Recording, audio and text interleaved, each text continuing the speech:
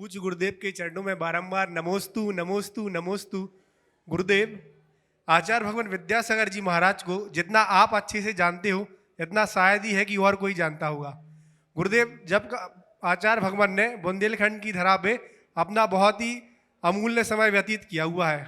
महाराज जी, हम लोग सुनते हैं कि जब आचार्य भगवान रात को विश्राम कर रहे हो या उनकी स्वास्थ्य खराब हो, आप विश्राम कर रहे हो, रात्रि में अपना कर रहे हो, तो गेट के बाहर घुंघरू की, नृत्य की या किसी से बंद कमरे में चर्चा हो रही हो। तो महाराज जी, ये बंद कमरे का रहस्य क्या है? और महाराज जी, कभी आपके साथ कहीं किसी जगह पर ऐसे बंद कमरे में कुछ रहस्य हुआ हो तो महाराज जी हम सभी लोगों को बताएं। नमोस्तु महाराज जी। देखो, आचार्य महाराज का जो व्यक्तित्व था वो अलौकिक था। वे एक साधक नहीं, हमारे लिए एक बहुत बड़ी विभूति थे। मेरा ये सौभाग्य रहा है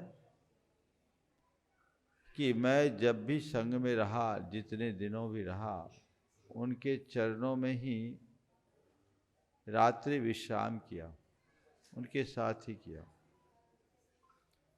और मैंने, अब घुंघरू आदि की बातें तो कई तरह की महापुरुषों के साथ जुड़ जाती है, मेरे ऐसे अनुभव में तो नहीं आया, लेकिन गुरुदेव के साथ जो मैंने महसूस किया वो एक बात आज आप सबको जरूर बताना चाहूँगा।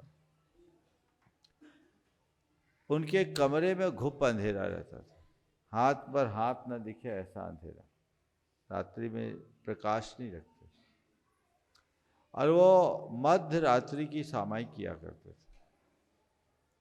उनकी विशेषता कि उनके उठने बैठने चलने फिरने की कोई आहट नहीं होती।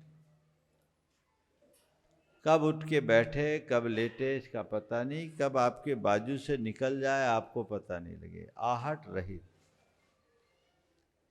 लेकिन हमने देखा कि जब वो मध्य रात्रि की सामायिक करते तो उस घुप अंधेरे में भी उनके शरीर से एक अलग प्रकार का प्रकाश निकलता, जैसे सूरज उगता है ना, उगते सूरज का जैसा प्रकाश होता वैसा प्रकाश का एक पूरा घेरा, जो उनका आभा मंडल ऐसा तेज जो सामान्य अवस्था में कोई नहीं देख सकता। मैंने ऐसा एक बार नहीं अनेक सा देखा है। जब कभी भी हो, हम लोग तो सोते रहते हैं उस समय, लेकिन गुरुदेव वो मध्यरात्रि की सामायिक करते, और वो मैंने अनुभव किया। गुरुदेव की चर्या बड़ी अलग थी, बहुत अल्प निद्रा लेते थे। करीब करीब 10 बजे के आसपास वो विश्राम करते और 12 साढ़े 12 के मध्य रात्रि की सामायिक करते और फिर 1 घंटे का विश्राम लेके 2:30 बजे के बाद हमने उन्हें कभी लेटा नहीं देखा। 2:30 बजे और उठ जाते थे। ये उनकी साधना थी। माने लगभग 3 साढ़े 3 घंटे की ही निद्रा वो लेते। और महाराज जी लोग तो लास्ट में और रहे। मुझे तो 84 से लेकर 89 तक निरंतर उनके पाद मूल में रहने का अवसर मिला, और उस समय मैंने बहुत लिया।